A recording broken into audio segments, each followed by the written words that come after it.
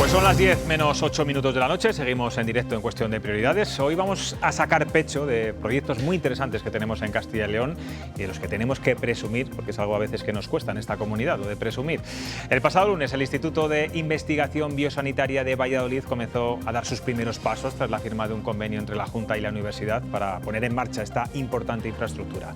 Se sumará a una potente red, ya en Salamanca cuentan con uno y está proyectado uno en Burgos y otro en León. Y todos bajo el mismo objetivo: investigar para mejorar la calidad de vida de los pacientes y conseguir un mejor tratamiento de las enfermedades. Nos acompaña hoy la directora general de Planificación Sanitaria, Investigación e Innovación de la Consejería de Sanidad de la Junta, Sonia Martín. ¿Qué tal? Buenas noches. Buenas noches, José Luis. ¿Conocíamos? Muchísimas gracias por la invitación y bueno, pues es un placer y un lujo poder venir a hablar de investigación y de innovación en el marco de la salud, porque bueno, pues eso son noticias siempre buenas para el ciudadano. Se habla poco, es verdad que se habla poco. Bueno, conocíamos ayer, anteayer, premio Nobel de Medicina a los padres del ARN mensajero contra el COVID. Está claro que investigar en sanidad cura vidas, ¿no? Pues efectivamente, esta noticia, que es la más reciente que tenemos, demuestra cómo una buena investigación básica, llevada en un momento determinado hace años a cabo, se ha sacado partido de ella posteriormente y gracias a, bueno, pues al RNA mensajero hemos podido tener mucho antes unas vacunas que todos hemos podido disfrutar. Y bueno, pues el beneficio social en este caso se ha visto muy claro. Hemos tenido que pasar por una pandemia para que se haya puesto en valor, digamos, el trabajo de nuestros investigadores y de nuestros innovadores. Luego hablamos de investigación e innovación, que son dos conceptos que a veces es verdad que mezclamos, pero vamos a ir a hablar de estos institutos biosanitarios que bueno, el de Valladolid está proyectado, Burgos y León en breve, Salamanca ya existe. ¿Qué efectos prácticos tiene esto para los ciudadanos y sobre todo qué enfermedades se están investigando o se van a investigar? Bueno, quiero empezar diciendo que esta semana efectivamente estábamos de enhorabuena y yo quiero trasladar mi gratitud hacia todos los investigadores que se han dirigido en estos días a la Dirección General para darnos las gracias por la puesta en marcha de este instituto que era tan deseado en la ciudad de Valladolid.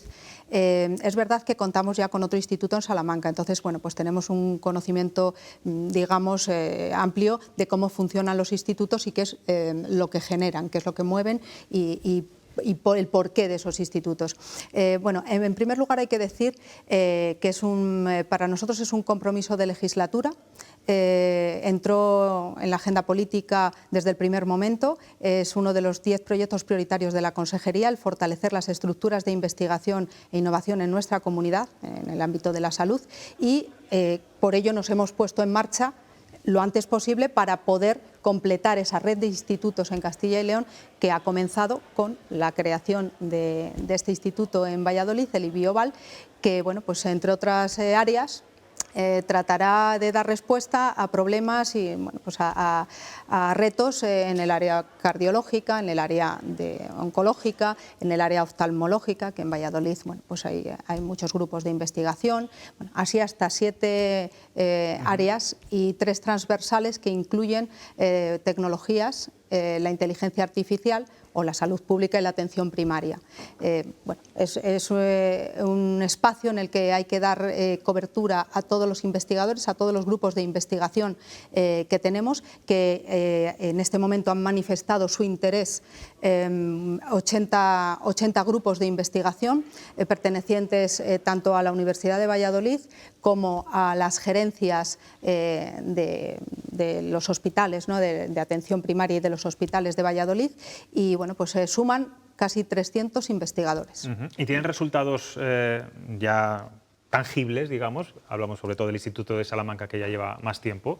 Bueno, no podría contar aquí todos los proyectos que están llevando a cabo en este momento. En el caso de Salamanca, sí, ahora doy algún ejemplo. En el caso de Salamanca, además, claro, tiene una andadura, nació en 2011 y bueno, pues fue acreditado por el Instituto Carlos III en 2014.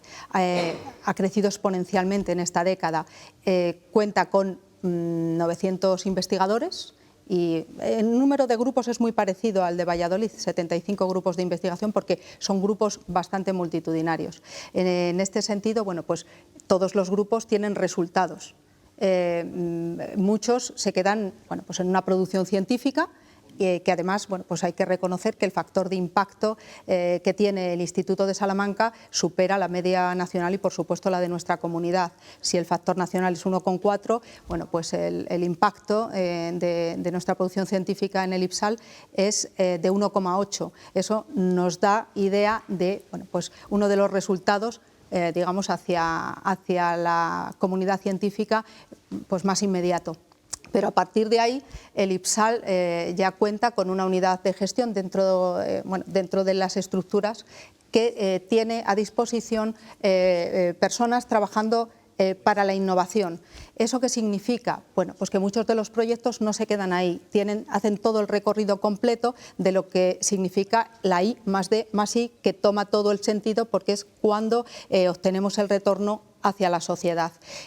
Bueno, pues a partir de investigaciones de carácter básico, clínico, preclínico, se obtienen una serie de resultados que luego son transferidos bien al ámbito clínico a través de la modificación de guías clínicas o de las actuaciones de los propios clínicos dentro del ámbito hospitalario o de la atención primaria, que repercuten directamente en ellos. Y en otros casos se acompañan de tecnologías, como pueda ser, actualmente se habla mucho de la inteligencia artificial. Muchos de estos proyectos incorporan la gestión o el tratamiento de datos, de grandes masas de datos, el Big Data, que lo que hace es, a partir de sistemas que cuentan con algoritmos programados, devolver al clínico, al médico, información suficiente para poder aplicarla en su proceso de toma de decisiones en el diagnóstico y en el tratamiento. Esto, bueno, pues es una... Hablamos de problemas de cáncer, hablamos de cualquier tipo de enfermedad, ¿no? Sí, por ejemplo, recientemente se ha presentado un proyecto para el desarrollo de un sistema experto del control lipídico para aplicar en cardiología en prevención secundaria. ¿Esto qué significa? Para poner un ejemplo más tangible. Simplemente con una analítica, con un marcador de la analítica, el LDL, el colesterol malo que todos conocemos, y una serie de biomarcadores que se obtienen de la historia clínica de los pacientes, de un paciente que ha tenido un efecto adverso, digamos, un incidente cardiovascular, el sistema va a devolver, una vez bueno, pues entra en el algoritmo, un aviso, una alerta temprana al médico para que bueno, pues le paute el tratamiento correspondiente y anticiparse a que pueda sucederse un segundo efecto adverso, porque bueno, está demostrado que ciertos niveles del colesterol malo, bueno, pues pueden dar, junto con otras variables que decíamos de la historia clínica, pueden dar lugar a esa repetición. Entonces, así se van a anticipar. Son modelos, digamos, predictivos. Todo eso aquí en Castilla y León, ¿eh? Sí, bien cerquita, sí, sí. En Salamanca. Hablábamos usted antes de que ha habido muchos investigadores que han llamado a su puerta para darle la enhorabuena. Habla de esos 900 empleados en Salamanca. En Valladolid también hablaba el otro día tanto el rector de la Universidad de Valladolid como el consejero de que en este proyecto de Instituto Biosanitario se prevé unos 100 empleos en 10 años. Sin embargo, directora, los investigadores se quejan de que no se les trata bien en España, de que no hay esa fidelización, de que se tienen que ir al extranjero, que allí se cobran bastante más. ¿Qué está pasando? Bueno, vamos a ver, nosotros tenemos que decir que en nuestro ámbito, en el ámbito de la salud, hay un perfil de investigador, que es el investigador, digamos, clínico, que no es propiamente los investigadores del sistema español de la ciencia, tecnología y la innovación, que bueno, pues ellos ocupan bueno, pues, su puesto, ¿no?, como profesionales del sistema de salud y a la vez investigan, ¿no? Son investigadores porque todos los centros, todos los hospitales son reconocidos como centros de investigación per se por ley, ¿no? Entonces, nuestro perfil es un poco diferente. ¿Por qué? Bueno, pues porque no está, digamos, sujeto a esas condiciones, ¿no? No obstante, sí que es cierto que muchos de nuestros profesionales deciden escoger o coger una plaza, o mantenerse en un lugar, gracias a los proyectos o las líneas de investigación abierta de los grupos en los que está colaborando. De hecho, claro, nosotros comprobamos en estos años que Salamanca es, digamos, un núcleo muy deseado para los profesionales, para quedarse. Eso nos ayuda a nosotros a fidelizar, bueno, pues, profesionales de muchas especialidades, de muchos ámbitos, en torno a donde se desarrolla investigación. O sea, que es atractivo. Estos institutos también tienen un impacto económico, ¿no? Sí. Y empresarial incluso, claro. Sí, sí, sí, sí. Bueno, como decía antes, si vemos todo el proceso completo en extensión de I+D+I, el objetivo final de la investigación es poder trasladarla y explotarla debidamente. Entonces, me da igual en mejoras en productos, en servicios, bueno, pues, o en procesos, ¿no? Para que se pueda producir todo esto, bueno, pues un instituto es un entorno muy adecuado.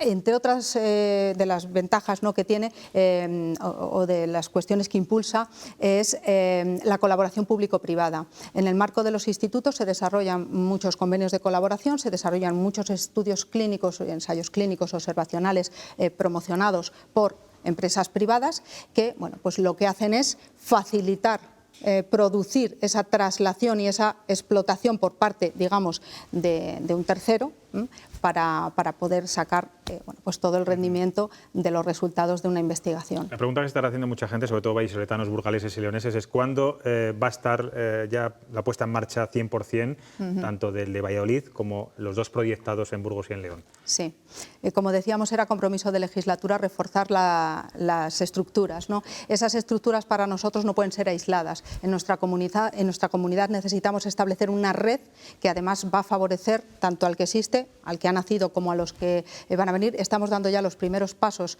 bueno, ya llevamos, digamos, avanzado el estudio, ¿no?, en cuanto a las capacidades que dispone León, porque al final un instituto se crea en torno a las capacidades que tiene un hospital, que es el núcleo del instituto, y luego, bueno, pues un ecosistema, ¿no? Exactamente, agentes del ecosistema, principalmente OPIs, organismos públicos de investigación, universidades, y bueno, pues se podría asociar a algún organismo más o algún ente más que se dedique a la investigación. Entonces, se ponen en común capacidades que se miden en grupos de investigación e infraestructuras que ponen a disposición de esa asociación para poder ser utilizadas por todos, y a partir de ahí, bueno, pues se genera conocimiento en primer lugar, aplicación práctica en segundo lugar, y bueno, pues surgen patentes, cesiones de explotación para explotar resultados de investigaciones, en fin, muchos resultados. ¿Qué fecha no me va a dar? Bueno, vamos a ver, para León está previsto en el primer trimestre de 2024, porque ya llevamos muy avanzado el estudio de capacidades. Entonces tenemos que terminar con el socio, en este caso es la Universidad de León. Bueno, esto comenzó como todo con un acuerdo entre las partes. Nuestro consejero con el rector de la Universidad de León acordaron que era bueno para la ciudad de León y para el entorno, para la provincia de León, incluimos el Bierzo, que hubiese un instituto en aquella zona, máxime cuando además hay un entorno en relación a lo que es la empresa farmacéutica importante, porque bueno, ocupamos en el ranking el tercer lugar, Castilla y León, en empresas farmacéuticas gracias a León.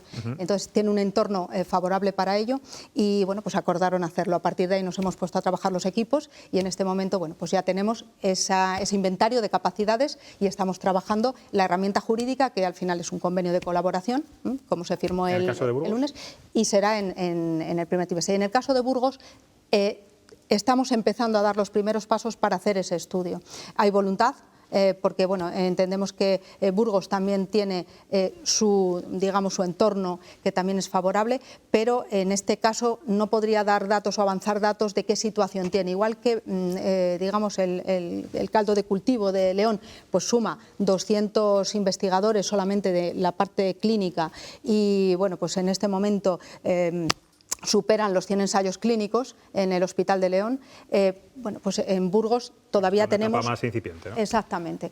La idea es que en 2024 esté la red montada y además coordinados, que trabajen de manera coordinada. Sí, sí. Uno de los beneficios, por ejemplo, sería que una empresa promotora pudiera bueno, pues acordar un ensayo clínico en uno de los hospitales y se pudiera hacer reclutamiento en toda la red. Eso para los ensayos clínicos, bueno, pues es una revolución para nosotros. Avance, ¿no? Sí, no trabajar aisladamente. Pues Sonia Martín, tengo aquí a tres analistas, contertulios, que también le van a hacer alguna pregunta. Sonia. Pues muy interesante todo lo que nos ha contado y sobre todo evitar esa fuga de investigadores, ¿no?, que actualmente pues en ocasiones se ha hablado, y que se puedan quedar en Castilla y León y desarrollar aquí su labor. Yo quería preguntarla, en su cartera también está el tema de la planificación sanitaria y un poco el estudio de las necesidades asistenciales de Castilla y León, y me gustaría saber actualmente cuáles son las necesidades más urgentes en el sistema sanitario de Castilla y León, en qué están trabajando y si han detectado pues alguna carencia importante o algún agujero que haya que tapar. Sí, bueno, en este momento en sanidad siempre hay cosas que mejorar. Eso vaya por delante, entonces tenemos que estar permanentemente desarrollando estrategias y además alineadas con digamos, el Gobierno, con las estrategias a nivel nacional y las estrategias a nivel europeo. En la parte de planificación, en este momento estamos desarrollando lo que digamos el proyecto de planificación por excelencia en el sistema de salud de Castilla y León, que es el Plan de Salud. Nosotros contábamos con un plan de salud, el cuarto plan, con un horizonte 2020, que bueno, debido a la pandemia pues, ha habido que lógicamente extender hasta este momento. Cuando hemos entrado, ¿no?, como equipo, uno de los proyectos, ¿no?, que tenemos que sacar adelante es el desarrollo del anteproyecto del quinto plan de salud en el que estamos trabajando. En este momento estamos haciendo ese análisis completo que consta digamos, de contexto interno y externo. Las dos partes, incluye un estudio del estado de salud completo con más de 300 indicadores, por lo que contestar esta pregunta es bastante complicado, fuera de que indicadores como la demografía nos dan como resultado que tenemos una población no envejecida, sino sobreenvejecida en muchos casos. Nos da también bueno, pues, idea de cómo se encuentran nuestros jóvenes u otros aspectos, digamos, de carácter medioambiental, que ahí a lo mejor estamos un poco mejor en el entorno de Castilla y León. Bueno, pues después de ese estudio tendremos como resultado ese diagnóstico. Ese será el momento de, bueno, pues de ver qué cuestiones son prioritarias. En este caso sí que es verdad que hay cosas que están encima de la mesa y asociadas a este primer indicador demográfico, bueno, pues tenemos que trabajar, que es por ejemplo, la cronicidad. ¿El cierre de consultorios locales tiene algo que ver con todo esto? No. En la ordenación, digamos, tanto funcional como territorial, no. Bueno, aunque es verdad que los planes de salud son los instrumentos que marcan la política sanitaria y la estrategia de primer nivel, lo que trata es de establecer el modelo y los elementos de ese modelo que hay que trabajar, digamos, bueno, pues en relación a las categorías profesionales y cómo van a desempeñar bueno, funciones dentro del sistema. O, por ejemplo, el tema de la digitalización, que es un elemento clave de cara a avanzar en un futuro, bueno, pues para la mejora digamos, tanto de diagnóstico como de tratamiento. Sí, no sé si nos puede dar una fecha o en qué trabajan para cerrar este plan de salud que caduca en 2020. Sí, se presentará, bueno, pues tenemos previsto en el finales del primer semestre de 2024. Son trabajos muy largos. Sergio. Qué importantes son estas iniciativas y qué importante que se hagan aquí en Castilla y León. Y lo enlazo con lo que comentaba antes de esos proyectos a largo plazo. Estos son los proyectos a largo plazo que se necesitan para garantizar una actividad en todos los ámbitos, en el ámbito sanitario, pero también en el ámbito profesional, y que la gente pueda estar aquí en Castilla y León. Y lo más importante de todo son los resultados que se consiguen. Y ahí es donde quería ir, a los resultados, porque muchas veces de los diferentes proyectos que se desarrollan de forma paralela, se consiguen grandes avances y escuchamos en las noticias que se ha conseguido un tratamiento para evitar el cáncer de colon o cualquier otro tipo de cáncer, y luego no terminan de materializarse, porque sale la noticia, pasan los años y esa innovación no se aplica en el día a día de los hospitales. ¿Qué sucede con esos proyectos? Bueno, vamos a ver, para que pueda hacerse esa traslación al ámbito clínico, si simplemente es la modificación de una pauta o de una guía, es sencillo. Si lleva detrás el desarrollo de un producto, es más complicado, y ahí tiene que haber un tercero, un tejido empresarial, que sea capaz de asimilar, absorber ese conocimiento y transformarlo en producto concreto para ponerlo en el mercado, ¿no? Entonces, a veces esa cadena no se da. Eso es una de las cuestiones que nos dimos cuenta nada más llegar. En los institutos queremos potenciar la entrada, digamos, desde el primer momento del partenariado público-privado en muchos de esos proyectos. ¿Por qué? Porque nos dimos cuenta que ese gap al final de la cadena no se cubre. Las empresas no quieren la patente, aunque se la cedas. Ellos quieren estar desde el principio. Entonces, bueno, pues bajo un marco jurídico adecuado, lo que hay que hacer es establecer contratos y convenios en los que se brindan, además, los datos de los pacientes, por supuesto, y bueno, pues con toda la seguridad, para poder hacer el recorrido de manera conjunta y que se pueda llegar a ese punto, a poder, digamos, disfrutar. Y en otros casos porque, bueno, el producir un producto al final, una empresa, tiene que hacer números. Entonces, bueno, pues al final a veces es una cuestión más bien de carácter empresarial, de plan de negocio. Santi.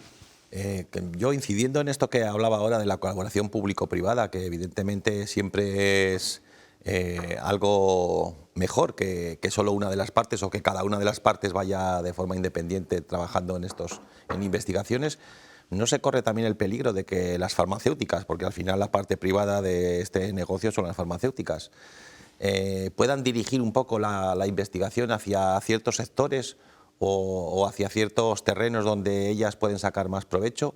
Y luego quería preguntarle también, ¿se pudiera dar el caso, como preguntaba mi compañero, de que haya soluciones para algunas enfermedades o para prevenir ciertas enfermedades que no se apliquen simplemente porque no hay nadie interesado en llevarlo a la práctica? Bueno, en primer lugar, claro, yo haría una distinción. El producto farmacéutico, digamos, el medicamento, y sobre todo, bueno, hay una regulación muy extensa, ¿no? Y con unos requisitos para probar en humano, pues complejos, ¿no? Para poder desarrollar estos ensayos clínicos que estábamos hablando. En ese sentido, claro, la iniciativa privada, bueno, pues es libre, entonces puede promover bueno, pues el desarrollo de cualquier medicamento, ¿no? Yo estaba hablando de partenariados, es verdad que tienen que estar las dos partes de acuerdo. Por lo tanto, bueno, pues el riesgo, pues lo que hay que hacer es analizar en qué proyectos nos interesa entrar a las instituciones y en cuáles no. Pero no obstante, cualquier avance, digamos, bueno, pues en los próximos años se generarán pues más de 1000 moléculas nuevas o de nuevo uso en nuevos tratamientos. Entonces, eso va a ser, es un día a día, es una vorágine que nos va, digamos, a llevar a ello. Entonces, bueno, pues habrá que ir distinguiendo, ¿no? En qué nos metemos, en qué no, porque las capacidades, claro, son limitadas. Y bueno, pues no sé, en el caso del resto de, digamos, de productos sanitarios, ¿no? Que no son fármacos, digamos que hay una amplia, digamos, gama de posibilidades. En el caso de los institutos ahora mismo se está trabajando mucho la integración de las tecnologías junto con las ciencias, digamos, de la salud, la tecnología, incluso las ciencias sociales, en equipos multidisciplinares para dar soluciones de otros tipos, como por ejemplo pues los robots que tenemos que se aplican a los procesos quirúrgicos de traumatología, como por ejemplo, bueno, pues el estudio de nuevos materiales para el desarrollo de prótesis o incluso de nuevas tecnologías para que esas prótesis puedan obtenerse pues, a partir de una manera personalizada, aplicando ya un poquito pues, las corrientes que vienen nuevas de medicina personalizada de precisión y demás, para desarrollar a partir de 3D pues, prótesis in situ, ¿no? en el propio hospital. Pues esa serie de innovaciones de carácter más tecnológico que generan, bueno, pues productos y otra serie de, digamos, de herramientas o de útiles para poder utilizar por parte de los facultativos, pues es muy interesante. Pues Sonia Martín, ha sido un buen estreno en televisión, que creo que es la primera vez que venía a un plato de televisión. Ojalá reciba muchos currículos de muchos investigadores de aquí de Castilla y León que prefieran quedarse en nuestra comunidad y no dar el salto a Madrid o al extranjero. Gracias por estar hay una aquí. cosa que se me ha quedado en el tintero, Sí. que es que en investigación e innovación acabamos de terminar de finalizar el plan estratégico que regirá los próximos 5 años y lo presentaremos en noviembre. ¿Y cuál es el titular de ese día, de la rueda de prensa que ofrezcan? ¿Cuál va a ser realmente la idea fuerza? Sí, bueno, toca 5 áreas fundamentales, pero una es esta, la que habéis marcado, porque es fundamental. El talento, tiene un área estratégica dedicada al talento y no solamente, claro, a la digamos, fidelización, sino a la detección. Nosotros tenemos una importante masa de, digamos, de profesionales y aumentar la masa crítica de investigadores dentro de estos profesionales, metiendo, bueno, pues los perfiles de la categoría de enfermería y otros, digamos, para generar esos equipos multidisciplinares, para nosotros es muy importante. Una investigación inclusiva. Pues ha sido muy interesante entrevistarla, Sonia. Muchas gracias.